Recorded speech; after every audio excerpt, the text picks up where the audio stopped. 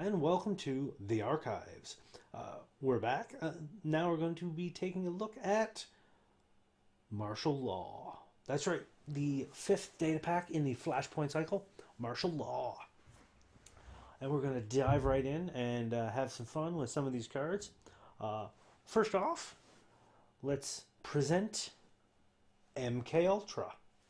Now, those of you who know a lot about conspiracies and whatnot will know that MK Ultra was the name of a secretive psychic program that the government of the United States was involved in.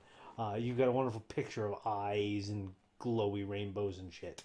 I think perhaps the names of the other two breakers were also names of conspiracies, but I'm not 100% sure because Black Orchestra and Paperclip, they just seem kind of normal, but Anyways, this is a program icebreaker killer.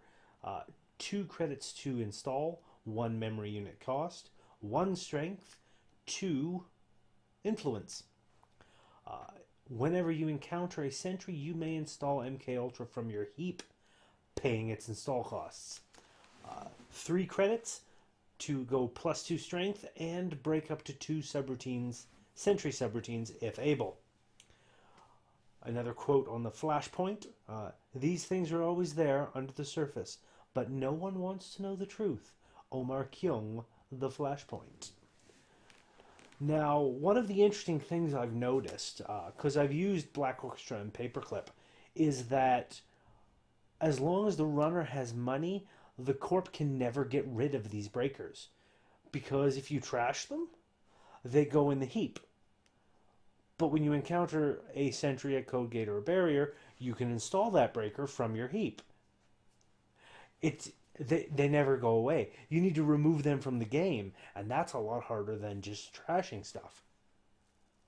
So I really do like these breakers, especially for the Anarchs. I have played a little bit more with the Anarchs, and I'm kind of enjoying it. I'm getting into the feel of the Anarchs. I'll say that. So I'm quite interested in some of these. All right, let's move on to the next card and see what we have. Here we have On the Lam, an event condition. 3 credits to play, 2 influence. Install On the Lam on a resource as a hosted condition counter with the text: trash, avoid up to 3 tags, or prevent up to 3 damage. Never, ever overstay your welcome. Andromeda. Oh, this. Oh, this is Andromeda's. This is Andromeda's farewell card, because we've had a Chaos Theory and we've had a Wizard, and this is Andromeda's. And there's her pretty dress and her wig in the trash, and you see a lady heading out with hair up in a bun, it looks like. Interesting. Very interesting. Okay. I like this card, like, just thematically, but also the fact that you can install it as a condition counter on any resource and just be like, I trash it to avoid up to 3 tags or prevent up to 3 damage. So it's nice. It's nice. But it has to be on a resource. Interesting. I like it. Alright, on to the next card. Here we have Cold Read, an event run stealth. 0 credits to play this run event. Make a run and place 4 credits on this card, which you may use only during this run. When this run ends, trash 1 program. Cannot be prevented. Used during this run. Okay. Her ability to analyze and adapt mid-run bordered on the paranormal. So you got this wonderful, I think it's smoke, surrounded by tarot cards. And she's got a cigarette holder there, a little crown, glowiness and whatnot. 1 influence cost on this. Now the interesting thing is this is a run event, but it's also a stealth card, which means the 4 credits that you use with this run can the first time, one of those credits you can prime Net Mercure with. You can also use these ones to boost your breakers that are stealth breakers for smoke and have some fun with it. Yeah, I like it. I like this one a lot. Um, I'm definitely looking to make a very smoke centric deck at some point, but I'm sure everybody else and their mother has already done it. Still, all right, on to the next card. Here we have Equivocation, a unique program, so you can only have one of these active at any one time. 2 credits to install, 1 memory unit. Whenever you make a successful run on R&D, you may reveal the top card of R&D. If you do, you may force the corp to draw that card. Oh, it's only the illusion of choice. 3 influence on this card, so hefty influence. Probably not going to see it out of shapers too much, but I like this because you get this installed. You start making runs at R&D, and you make a run on R&D, reveal the top card. So you're not accessing, you're revealing the top card, and you're like, oh, that's not an agenda. You can draw it. I'll take the next one. So you get basically 2 shots at an agenda every time you're making a successful run. I can dig this card. I can see why there's only one of it active at any one time, but yeah, I like this one a lot. And it's like someone's shuffling cards, which is kind of cool. Card tricks. All right, on to the next. Here we have another Shaper program, Misdirection. 0 credits to install, 1 memory unit cost. It's got a weird double lady, I guess, and that is smoke because you can see she's breathing out smoke and there's tattoos on the arm there. 1 memory unit cost, no strength, 2 influence, and all it is click, click, X credits to remove X tags. So instead of spending a click and 2 credits to remove 1 tag, you spend 2 clicks and however many credits to remove that many tags. That's extremely helpful. It's the most fundamental element of illusions and running both. In either case, it should be the first skill you master. L. Smoke Skovac. Yeah, she's definitely got a magician illusionist feel to her, and it's only getting stronger. I like this card though. Because with this card, if you've got the 2 clicks, as long as you're making a run, like in the first or second click, doesn't matter how many tags you get, you can just go bam bam and get rid of them. All of them. Yeah. I like this card. I think this one and Equivocation and Smoke's Breakers, the magician ones, I think they're gonna go in my decks, and I'm gonna have some fun with it. Yep. On to the next. Oh, here we have an Apex card. Because we had a Sunny card, we've had a new Adam card, and now we have a new Apex card. Reaver. 2 credits to install, 1 memory unit, 4 influence. So this card is definitely not getting a lot of play outside of Apex. 0 strength. The first time you trash an installed card each turn, draw a card. Flavor text of, it had been hoped that the network disruptions surrounding the conflict might also disrupt the phenomenon. Evidently, the reverse is true. Jose O'Green, sync analyst. Or analyst. Analyst. What am I talking about? Okay. Very creepy Reaper-looking skeleton dude. Yeah. Okay. On to the next. Here we have Interdiction. Event current, 1 credit to play, no influence, neutral. This card is not trashed until another current is played or an agenda is scored. The corp cannot res non-ice cards during the runner's turn. This is my USMC XOB32. There are many like it, but this one is mine. I wonder who said that. Huh. Interesting. So this keeps the court from rezzing non-ice cards. So that's any assets or upgrades or anything like that. So if the corp has a bunch of those out and they're not rezzed and you play this, as long as it's not your turn, they can res it, which means they have to spend that money to res it on their turn. Ooh, yeah, that could be nice. That could be nice very much. Very much. All right, on to the next. Here we have a neutral program, Baba Yaga. 5 credits to install, 1 memory unit cost, 2 influence, 0 strength. It is a program icebreaker AI. Very creepy looking spirit thing, mortar and pestle. You may host any number of non-AI icebreaker programs on Baba Yaga. Baba Yaga gains the paid abilities of all hosted icebreaker programs. Huh. So, just as an example, we'll say just as an example. Yeah, we'll go all the way over to MK Ultra. Let's say you install MK Ultra on Baba Yaga. Then it gains 3 credits plus 2 strength, break up to 2 sentry subroutines. Which doesn't really seem like it would be a good thing because you already got a sentry breaker. So you could probably use...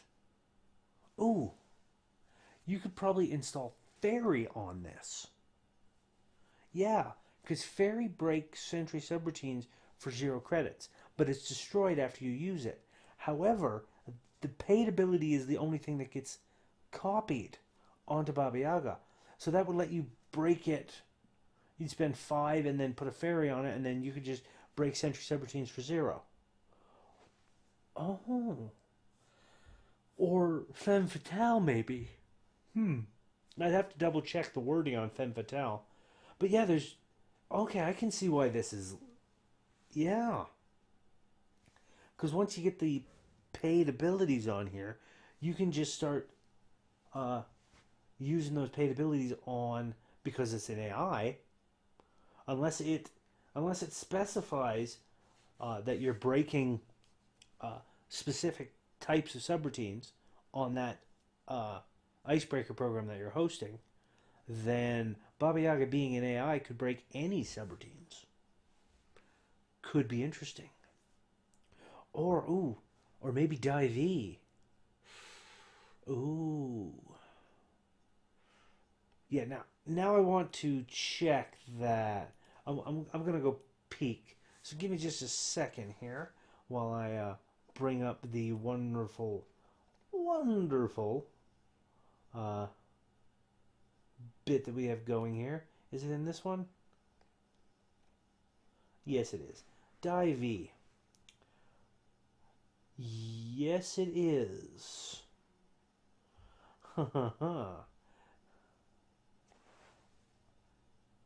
Program Icebreaker AI. Nope. Dive is an AI, so you can't host it. Alright. And here I thought I had an idea. Silly me. But still, that card looks really interesting as to what can be done with it. Flavor text from Vasilissa the Beautiful. She was riding in a great iron mortar, driving it with a pestle. And as she came, she swept away her trail behind her with a kitchen broom. The fun mythology and whatnot behind the Baba Yaga of legend. So yeah, very cool. This card looks like it could be fun in the right decks. Oh, pardon me. It's been a long day. I'm recording this on Christmas Day. On to the next. Here we have Fairchild. Not Fairchild 1.0, 2.0, or 3.0, just Fairchild, a unique ice, which you can only have one of, active at any one time. Codegate Bioroid AP, 9 credit res cost, 8 credit, or 8 strength, 5 influence. This isn't going out of HB anytime soon. 4 subroutines on this beast. End the run unless the runner pays 4 credits. End the run unless the runner pays 4 credits. End the run unless the runner trashes one of his or her installed cards. End the run unless the runner suffers brain damage. Now, I immediately want to use this and have a 4 ice deep server that's like Fairchild 1.0, Fairchild 2.0, Fairchild 3.0, Fairchild. And just be like, come on. You've got about 10 subroutines to get through. Do it. Do it. I like this card a lot. And it's got the same gold and red, strange looking imagery going on of the, I think it's a woman in a white, big red dress holding a sword maybe. It's very hard to tell with this imagery. But I like this card. I've liked Fairchild ever since it popped up. So yeah, good card. On to the next. Another Hospiroid card. Friends in High Places. 2 credits, Operation Terminal. After you resolve this operation, end your action phase. Install up to 2 cards from archives, paying all install costs. Friends give friends advance warning before moving a carrier group down to enforce a no-fly zone. And you see the ships going along the ocean in here. 1 influence cost on this, so this can be splashed around in a lot of decks quite easily. 2 cards from archives, paying all install costs. Very good for recursion, bringing cards back from the archives, ice or anything. So yeah, I'm quite happy with this one. This one may end up going into a deck of mine to replace Archive Memories. Definitely looking forward to it. On to the next. Another Hospiroid card, the Manta Grid. Unique upgrade region, 1 credit to res, 5 credits to trash. I'm liking a lot of these upgrades and assets that are like cheap for Corp to res, expensive for the runner to trash. If we get 2 influence on this one, if the runner has fewer than 6 credits or no unspent clicks, when a successful run on this server ends, you have an additional click to spend during your next turn. So, fewer than 6 credits, or, pardon me, or no unspent clicks. So if they're running the last click, or have no less than 6 credits, then the Corp gets an additional click. I like it.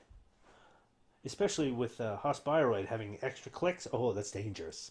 That is dangerous. Alright, on to the next card. Here we have a Jinteki card. Mind Game. Ice Codegate Psi Deflector. 0 credit res, 4 strength. Liking it so far. 3 influence. 1 subroutine of you and the runner secretly spend 0, 1, or 2 credits. Reveal spent credits. If you and the runner spent a different number of credits, choose another server. The runner is now running on that server instead of passing Mind Game. For the remainder of the run, the runner must add 1 installed card to the bottom of his or her stack as an additional cost to jack out. So, you play a side game. If you and the runner spend a different number of credits, you kick them over to another server. They're running on that server and don't pass Mind Game. And for the remainder of the run, they need to add an installed card, one installed card to the bottom of their stack as an additional cost to jack out.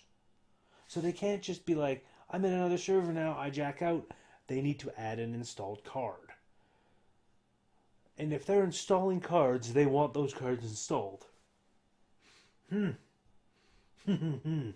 Yes, I'm a big fan of the Psy games. I have a Nisei Division deck that's all about the Psy games. This card's going in it. Nigh immediately, it's going in. Alright, on to the next. Nihongai Grid. Unique upgrade region, 1 credit res, 5 credit trash, 2 influence. If the runner has fewer than 6 credits or fewer than 2 cards in his or her grip when there is a successful run on this server, you may look at the top 5 cards of R&D and swap one of those cards with a card in HQ. So I can see this being useful, especially in a run against R&D. So you put that upgrade into R&D in the root. As soon as it's a successful run, before they access, you get to look at the top 5 cards of R&D, be like, okay, is there an agenda that they're going to steal? No. So you can save an agenda by putting it in your hand, or you can seed a trap in from your hand right onto the top of R&D that they're going to hit as soon as they get in there. This card is lovely. I am quite happy to see it. I may have to slot this into a Jinteki deck or two. Okay, on to the next.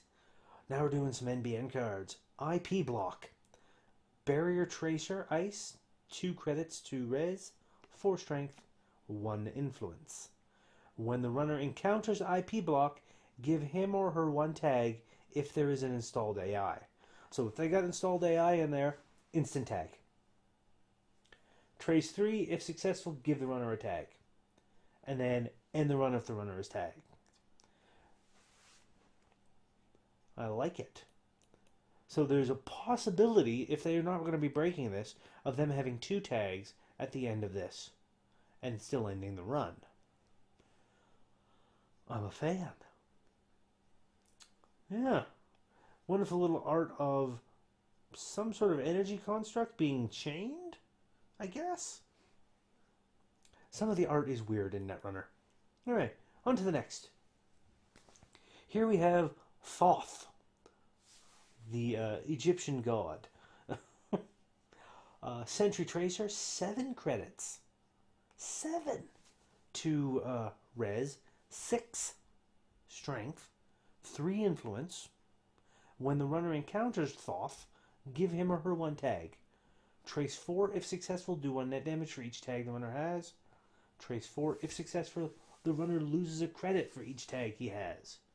Truth like the sunlight shines above all. And you see the wonderful bird-headed Egyptian god, all done up in like weird neon-y colors. Yeah, I like it. Alright, on to the next. Here we have Anson Rose. Executive. Asset. 1 credit to res, 4 to trash, 1 influence.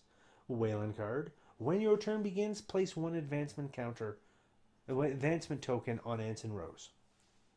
Whenever you res a piece of ice, you may move any number of advancement tokens from Anson Rose to that ice.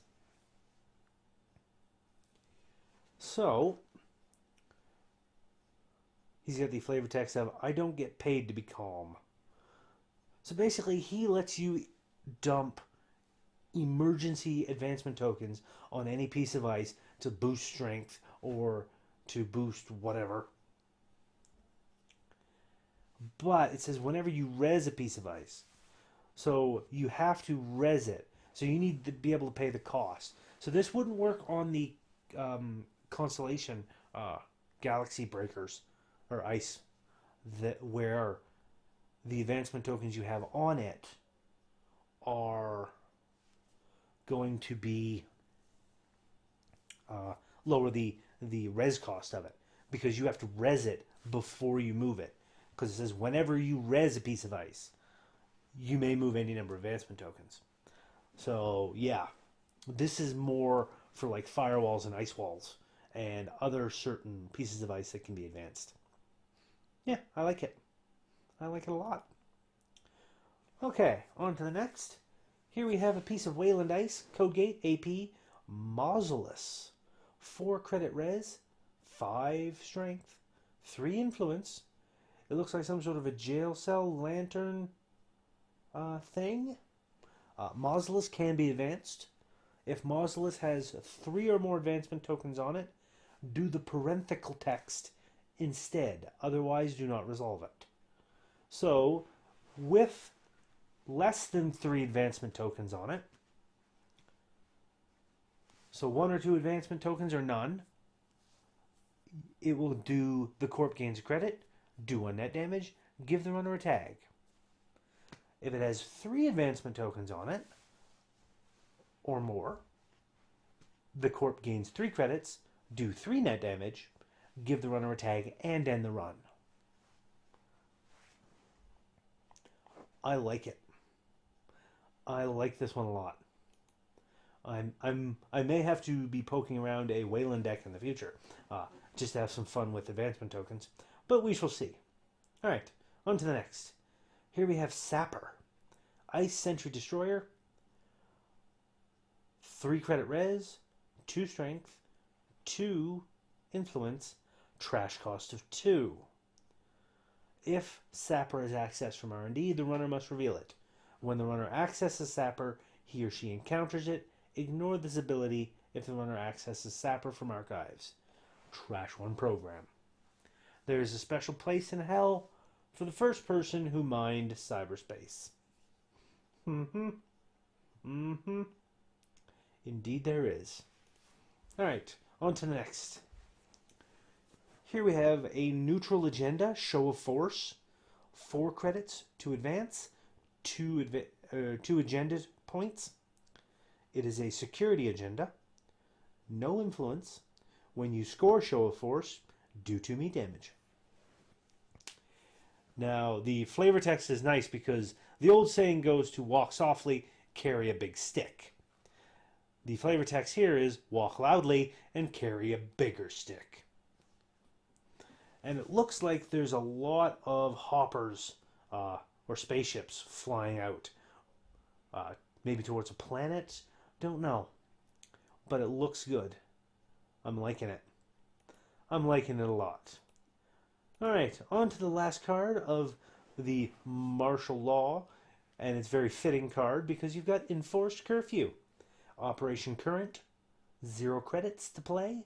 No influence. This card is not trashed until another current is played or an agenda is stolen. The runner's maximum hand size is reduced by 1. Commissioner Dawn is on the flavor text saying, "Get those civilians off the street. No more collateral damage." And you see the NAPD drone flying around, being like, "You have to get off the street, sir. You have to get off the street." So yeah, this is a nice little current for the Corp to play. You can slap that down and just be like, "Oh, now you've only got 4 cards in your hand. What are you going to do?" This is a card I want to throw in my Jinteki deck, because Jinteki, you need to have cards in your hand if you're going to be going up, because it's all net damage. So if you reduce the maximum hand size, oh no, they can only have 4 cards in hand. That could be fun. So yeah, looking forward to this one. And that's it for Martial Law Data Pack and all the wonderful cards. There's some good ones in here. I had been playing with a deck, Reina Roja deck, that had 2 of the Conspiracy Breakers. I may throw the 3rd in just for fun. Just for fun. And see what all goes on with that. So yeah, thank you all so much for watching my videos, as always. If you like what I'm doing, please give that like button a tap. Give that subscribe button a tap as well, if you haven't already, so you can be kept apprised of when I do new videos. And throw a comment in the comment section. If you've seen the martial law, what do you think of the cards? Do you have any ideas of little combos and things? Throw a comment in the comment section. I'd love to get a discussion going with some people. And until next time, my friends, remember, keep running.